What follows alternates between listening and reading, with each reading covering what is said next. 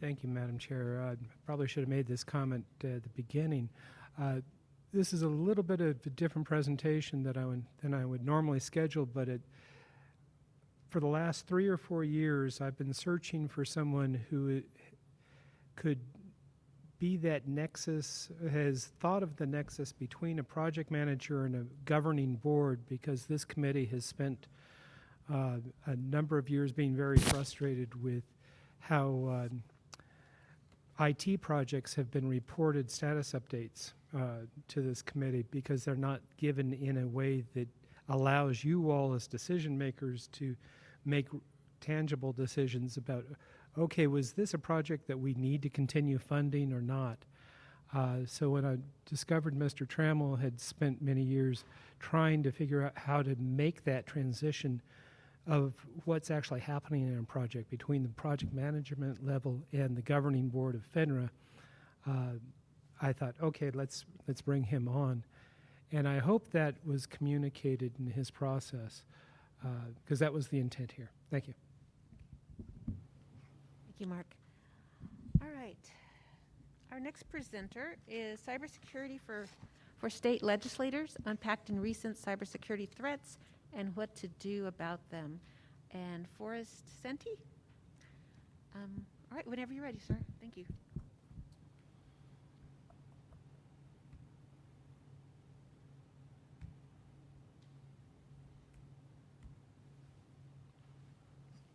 Okay.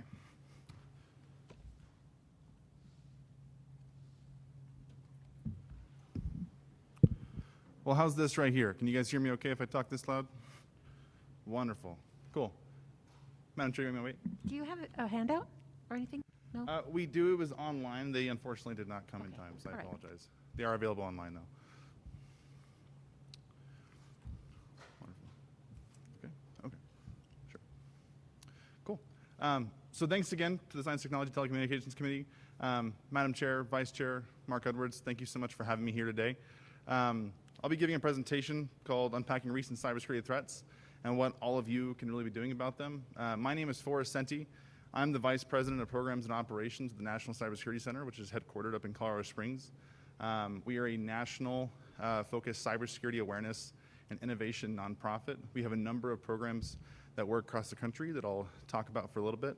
But to kind of level set and begin, one of the first things I like to talk about, always got to have a goal in mind, right? So for our agenda today, I really want to cover 4 things.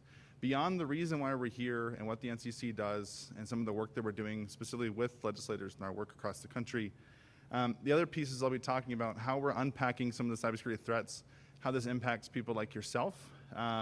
Beyond that, one of the things I always love to talk about when we talk with legislators, and especially talking about cybersecurity, is this idea of establishing a culture around cybersecurity. In addition to that, the last thing we'll talk about today and how we'll end is really what you can do as an individual for yourself. We love to talk about this idea that legislators truly are the front lines of democracy and the work that you do. So you taking a stand and being cyber conscious with yourself, both on your personal side and your work as a legislator, is extremely important. So we'll end on that piece. So to kind of jump in, I mentioned that the NCC is a national nonprofit based in Colorado.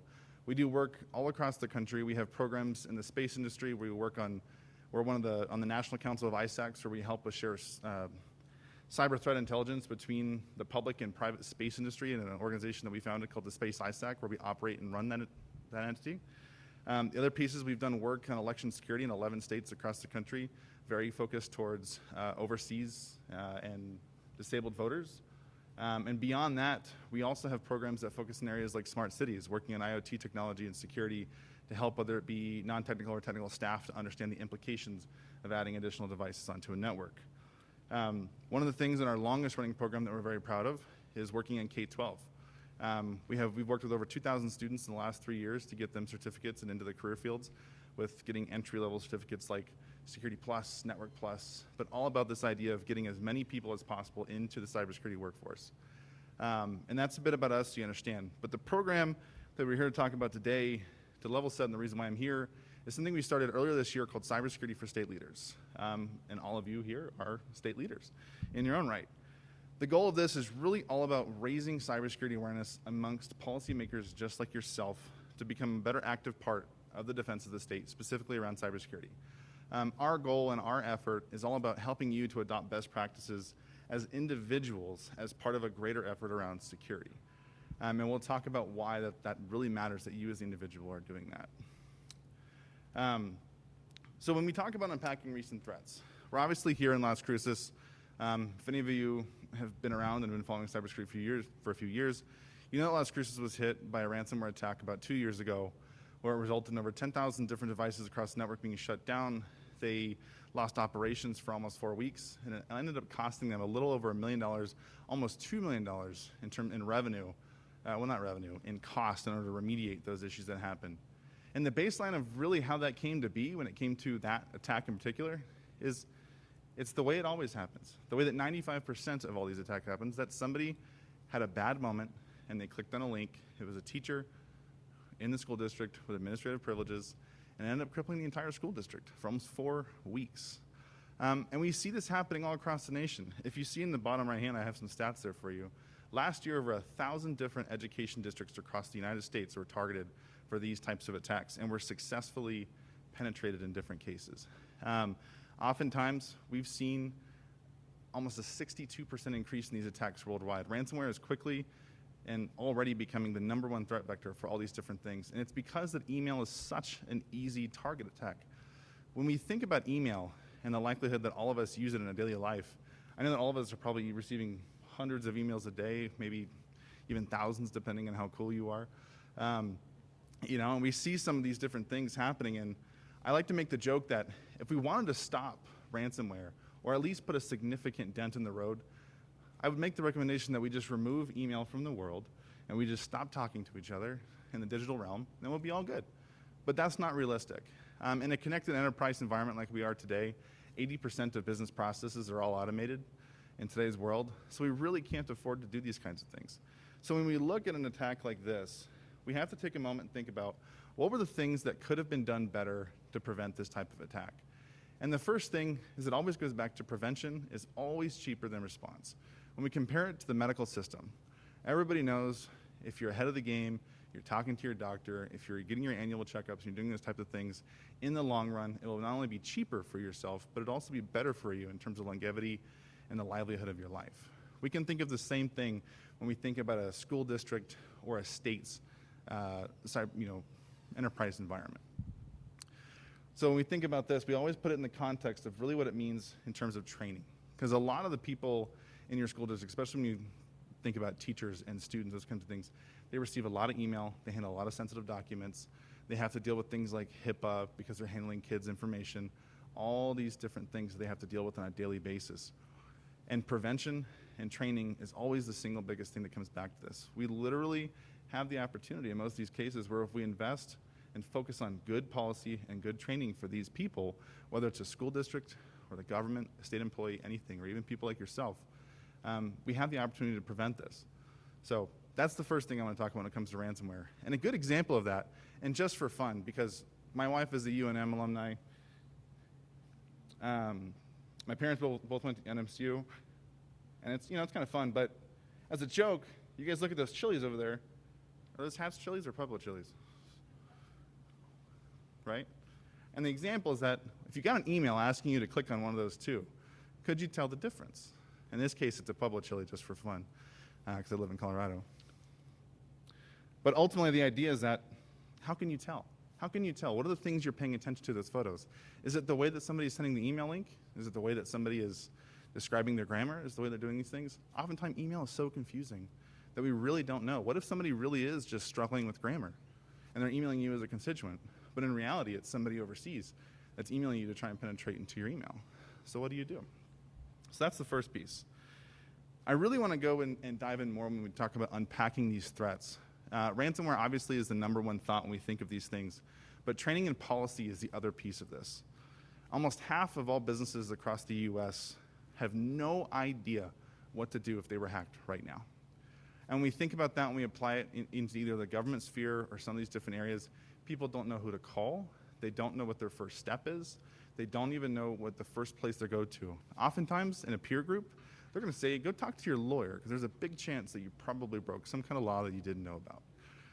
which is always entertaining to me because obviously we'd love to see more collaboration between the federal government and the private sector, or even the state government and the private sector, to see more opportunities for us to help these people. But the reality is that people just don't know because this is such a new thing that's happening all the time in real time. And when we think about that in the same context, it's an interesting correlation that almost half of these employees worldwide also don't really receive any cybersecurity training. So we think about people who invest in training and policy and really focus on helping people to understand, what it means to be a part of the greater enterprise of the organization, whether it be in a state or a private business, or even you as an individual in your personal life. Receiving some form of training is an essential part of these different things. So when we talk about school districts, or we even talk about things like the Colonial Pipeline or these other incidents that happened this year, a lot of these go back to good policy and good training could have prevented a lot of these things. Later on in the presentation, I'll give you guys all 5 key things that you can do as an individual. And if we were to apply those things across an enterprise environment in real time and have policies in place to make sure we're doing those things, you'd see some of these incidents not actually happen. Because when I talk later, there's one really good stat when it comes to the Microsoft environment that most people use. When those people use things like multi-factor authentication, almost 100% of those don't get penetrated through a password because you have a secondary prevention mechanism. And the same concept can apply in your personal life when it comes to you as an individual. So that's that piece. But to lead off of that and to continue the conversation down the line, culture as it relates to cybersecurity is one of the most paramount things that me as an individual I'm very passionate about. And when we talk about this, cybersecurity right now obviously is a bit of a buzzword since about 2017. It's something where we bring it up, we say, what are you doing in cybersecurity? What are your thoughts on cybersecurity? How are you preventing this? How are you defending that? But the reality is there has to be a culture established in people asking that question. So I actually appreciate it that people are forward-thinking and progressive and talking about those things and asking those things, because the big thing is that we do have to talk about it. It needs to be an average piece of our life. Right now, cybersecurity is mostly creating an economic or a business impact when it comes to our ability to do our work, right? But in the future, we already had the first person last year die as a result of a cyber attack for the first time. And that happened over in the UK. There was a hospital that was hit by a ransomware attack. It was shut down. A hospital was on the way there.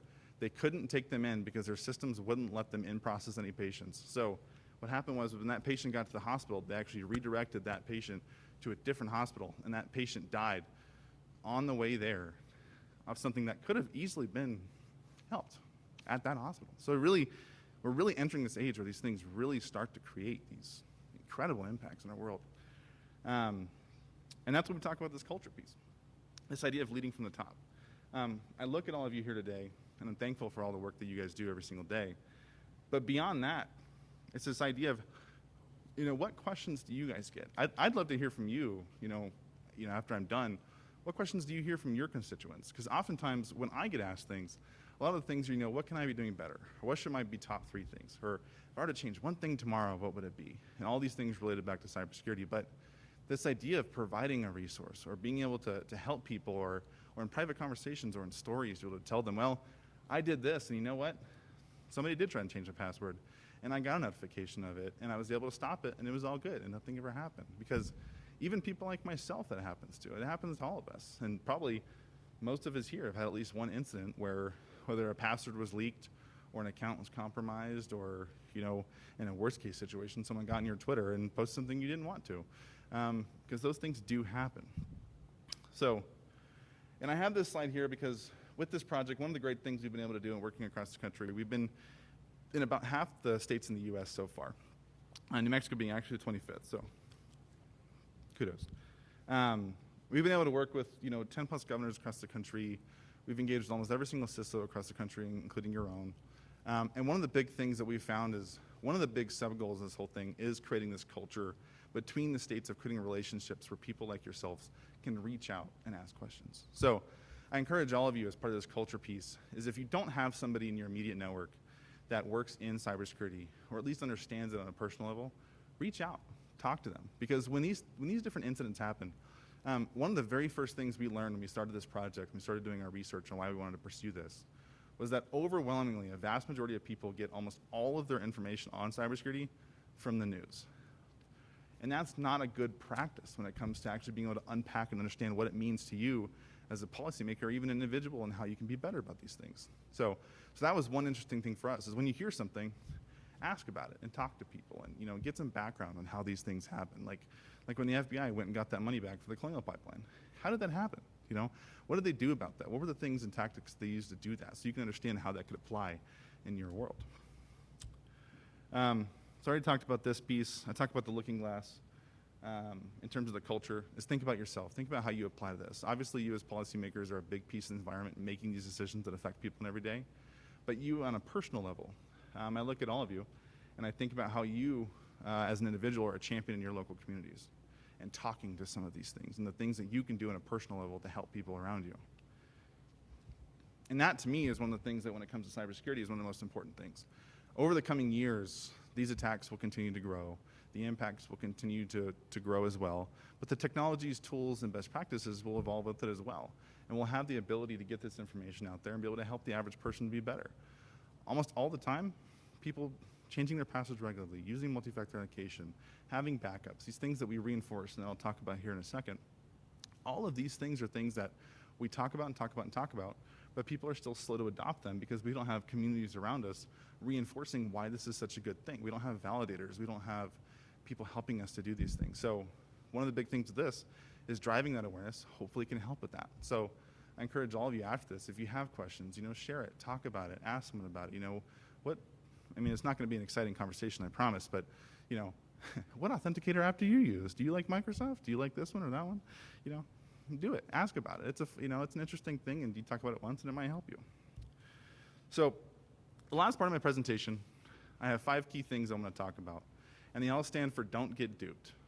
It's an acronym for DUPed. And this idea that if you can follow these 5 things, and all of these materials are available online, apologies, there's a QR code at the end that can help you with some of it, where you can get, we have guidebooks, we have tools and resources, we have all these different things free and available for anybody to use. They were geared towards individuals like yourself, but starting in October, all of these things will be free and available to the public. We already list all our videos online. If anybody ever asks you a question about things like SIM swapping or misinformation or some of these different things, we have videos from experts across the country. We've worked with groups like IBM and Microsoft and Google to get their people that they pay millions of dollars to create videos and resources for us to be able to share with the public for free. And we're really proud of that because it's amazing, incredible content that's helping. So to start with the first one, as I close out this presentation, I've already talked about deploying multi-factor authentication. Really what multi-factor authentication is it comes down to 3 principles. It's what you know, something you have, and something you are. Multi meaning 2. So typically all these accounts, some of the accounts nowadays, potentially even your account to get into your email for work as a legislator, will require you to have 2 forms of authentication. Things like your password and receiving a text, or if it's on your phone, your password plus receiving your Face ID, or some of those different things. It applies on a combination of 2 things. And oftentimes, if your password is leaked in a password dump, for example, that secondary factor of authentication will stop that person from using your password to do that. I literally last week had an old account that I made, oh God, I think it was like 8, 9 years ago that was leaked in a password dump. I got an email about it, and then I got a text to my phone. Apparently, I had set up 2-factor authentication like 8 years ago in this account, but it stopped them from getting in there from an account that I haven't literally used in 8 years that had a credit card that was expired on it. So it was one of those interesting small tidbits that actually really did help. And the second piece is all about updating your software regularly. A lot of us, especially back in the day, when the little button came up and it said, updating, everyone would go, oh, okay, God, okay, I'm going to go get a cup of coffee, I'm going to do whatever, right? But those are important things, and if you do it smart and you pay attention to it and you're always up to date, those patches are extremely important, especially when it comes to your personal device that all of you use for work. Those things are critical. We talk about the recent Exchange Act that happened back in May. That one was something where if you would have just reset your computer at the end of the day on that Tuesday that it came out, we would have had vulnerabilities across the entire US that got resolved almost instantly. And we even look at some of the server hacks that happened too around that same time. All it took was the right person reinstalling and updating their servers as they needed to, and they could have prevented a lot of catastrophes that happened in the following months around that. So this is a good opportunity for all of us just to reset, restart, pay attention, don't get upset about it. It's really important. The third thing I want to talk about is passwords. Everybody gets hammered on passwords. We all want to make it doggy, doggy, 1, 2, 3, cute, cute, whatever, right? Fun things. So it's easy to remember. But the biggest thing now is with how easy it is to use things like password managers. If there's one big takeaway you guys have today besides multi-factor authentication, is if you don't have a password manager, choose one and just start using it. It's one of those things where using longer passwords that are 12 or 14 characters where you yourself have no idea what the password is on its own, then it's even more difficult for somebody else. Because using things like uppercase, lowercase, numbers, letters, characters, all those different things, it creates complexity, right? When we think about if you think about a lock and it's got 3 turners on it, right? The more you add on there, the less likely it increases in factorial. It goes from 9 to 81, right? It infinitely increases the odds that somebody could not attack you. We've got a really good video on this one from IBM's Chief People Hacker, which is a fun title that I wish I had one day. And her big thing is she talks about this idea that you have to treat this like you were in Ocean's 11. How are you going to protect your casino? Because these passwords, the complexities and the tools that they use to go after these things, once you reach a certain complexity point in terms of having 12 or 13 or more characters in your password, it's virtually impossible, well, improbable is the correct term, for somebody to be able to attack your password unless it was leaked somewhere. Because the tools that they use to go and attempt to break it, it's going to take them years, if not decades, to be able to crack those passwords using the computer.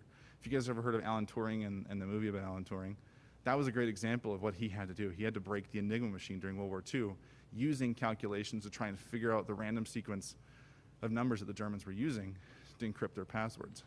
They do the same thing today, but they use things like computers like this, and they can break 10-character passwords in minutes, right?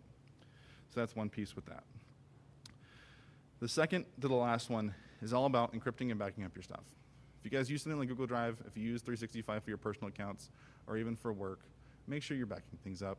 It's one of those things where if something were to happen to you, what are you going to do, right? We all talk about our next of kin in case something happens in a car accident or that kind of thing. What are you going to do with your information? Because nowadays your information is just as valuable when it comes to things like your paper will or other different accounts that you have at your house. So take a moment, think about what would happen if your computer was compromised immediately, or if you dropped it in a bucket of water, for example. How would you get that information back? These things are critical, especially for all of you who have ran campaigns to get here.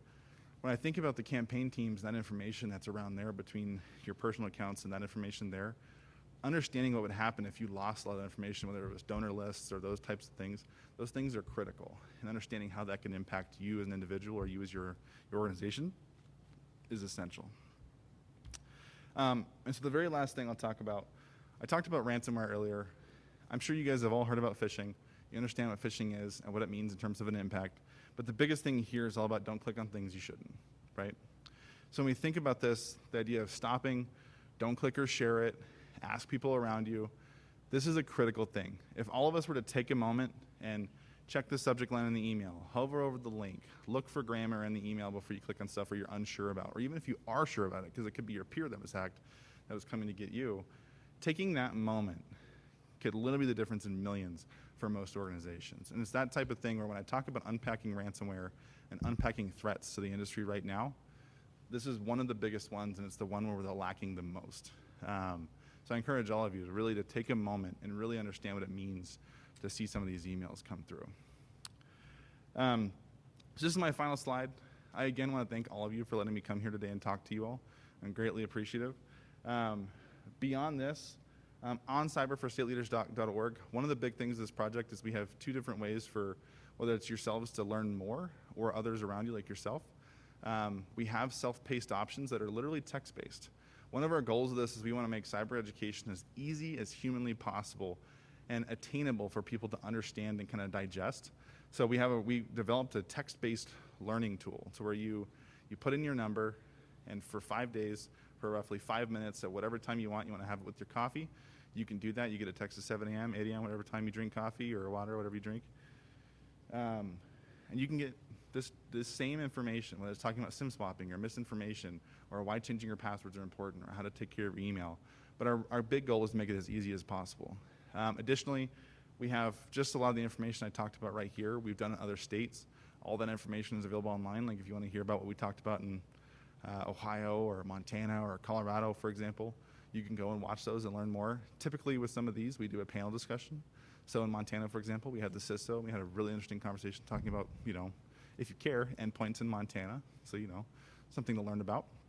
But bottom line, please feel free to engage with us. Please feel free to talk about this, share this, ask the questions.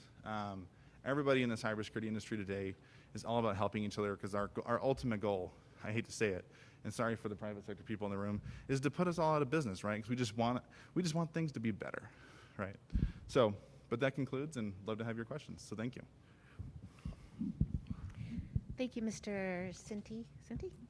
That was a great presentation. I think this is a huge issue, and I don't know if we have anybody. Oh, we do. Representative Pettigrew, we'll start with you.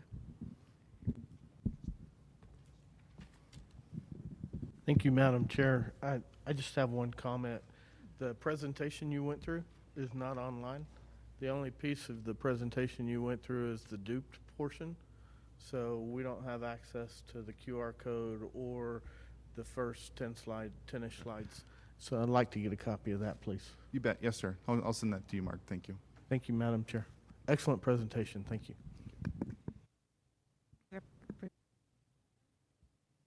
Thank you, Madam Chair.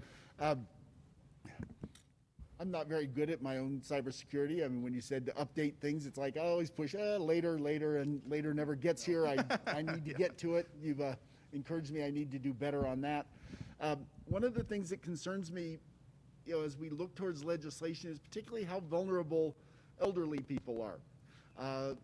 Part of the thing that happens as you get older is your defenses for scams go down. Your ability to recognize those.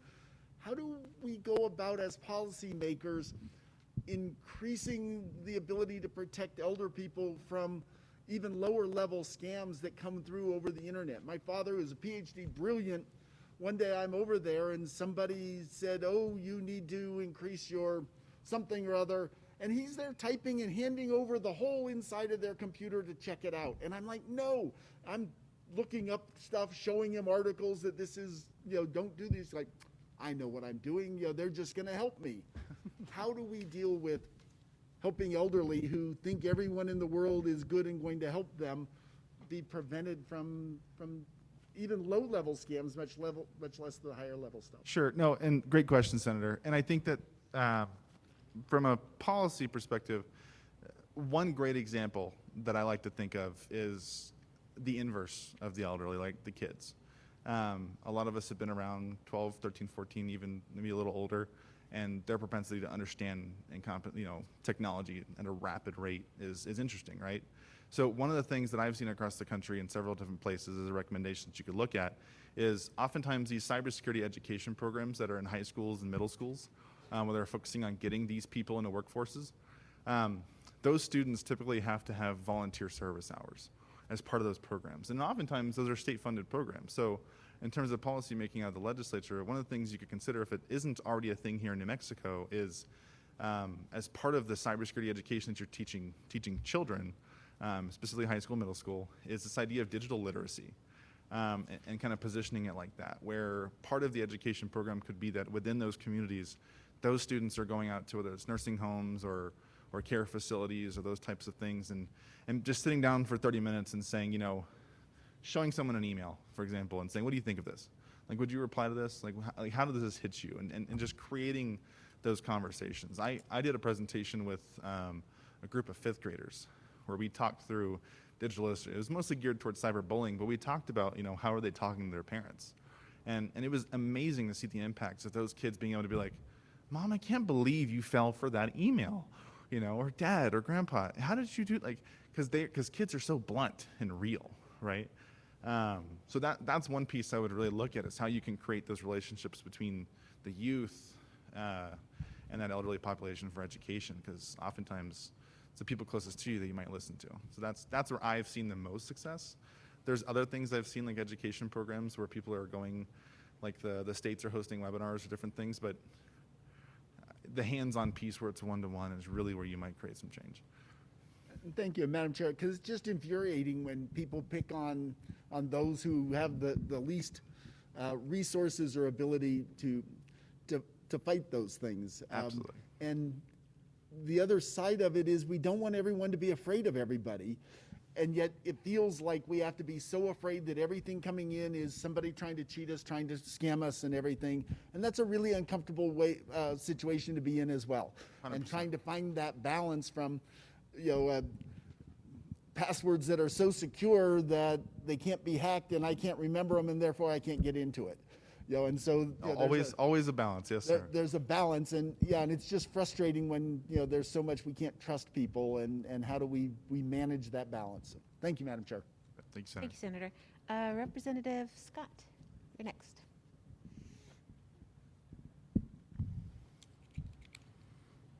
Thank you, Madam Chair. I suppose this means my $2 million bank transfer from Nigeria will not be forthcoming.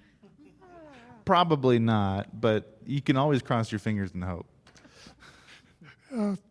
Madam Chair, my question, every piece of email that comes into me from any source is represented as being scanned by an antivirus checker.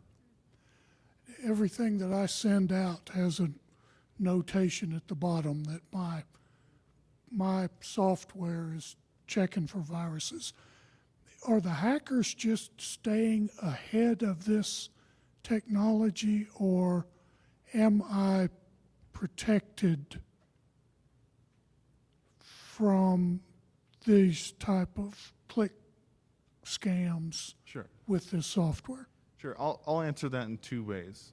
The first one is that the one thing I didn't say during my presentation is that when it comes to the work that we're doing in our focus, we don't necessarily speak to the enterprise environment and the tools and techniques that the private sector and the public sector uses to defend themselves, like the antivirus checker you're talking about right now, or the email filtering systems, or those types of things. A lot of work goes into defending and preventing almost 99% of the things that try to get to you but don't get to you, right? So oftentimes when we're talking about the things I'm talking about here, it's when that 1% of that 100% actually does get through. And that's the most devastating part, right? Is those things that are, to your point, how are they getting through and the techniques and tools that they're using? So one example to your point when you're talking about how it's blocking and you have the antivirus checker and some of those different pieces, right? Is people aren't always going to be emailing you with links to download something to install into your computer, or sending you a malicious email where if you open it, it can infect into your computer, or those types of things. Sometimes it could be as simple as them trying to impersonate your IT department, asking you like, hey, can you send me your password? I'm trying to do an update on our email. Can you send this to me? And it's very short and it's very sweet. And you know your IT person, and they may have done that before accidentally, or they didn't, and they typically call you or something, and you have a moment of weakness going, oh yeah, sure, Tim, I'll just send that to you real quick, no problem, right? So really, when I think of the second part of your question, when you talk about are they using tools and techniques that are geared towards kind of, are they ahead of the game, are they ahead of us? It's not that they're necessarily ahead of us, is that they're always going to go the easy route. These are criminals, bottom line, right? Criminals are going to walk down the street and check car doors, and they're going to open the one that's unlocked first, right? Think of the same thing in cybersecurity. They're not going to go and the hackers that are looking for $50,000 in Bitcoin are not going to go attack the Pentagon. They're going to attack the elderly woman down the street, right? Because she's the most vulnerable, and that's how it typically works. So if you're using the antivirus checker, if you think of it like a banana that's kind of tilting back and forth, you're on the side where they're not as much worried about you. They're looking for the people that aren't doing that, the other 50% who aren't investing in those types of things. So I hope that answers your question. Thank you Thank for you, a Representative. thorough answer. Thank you, Madam Chair. That's all I had. Thank you, Representative. Thank you for your presentation. I thought it was wonderful. And as a teacher, I think service groups going out and helping our older generation would be great. So I'm going to I'm going to talk to them as soon as we're done here. Yeah, please do. And you're going to give us access to that slides. Okay, great. Do you go speak to community groups or schools, or or I know you're in Colorado Springs, but what do you do besides political people, or is Sure, that when it comes to speaking and different things, I speak across the country on different things. I've spoken at broadband groups. I've spoken with school districts. I went to a summit in Maryland with the governor of Maryland to talk cybersecurity with the NSA. I mean, it's a spectrum when it comes to the different conversations we have. But it's a whole of society approach. So the answer is everyone and anything, and we're happy to do it always. So, And you're a nonprofit? yes, ma'am. So if we did a Zoom with you, you'd be okay with that? Or- Absolutely. Okay, Yeah, we'd love perfect. that. Well, thank you again. Any more questions? No? Thank you again, and that was wonderful. Thank Of course. Thank you, Madam Chair.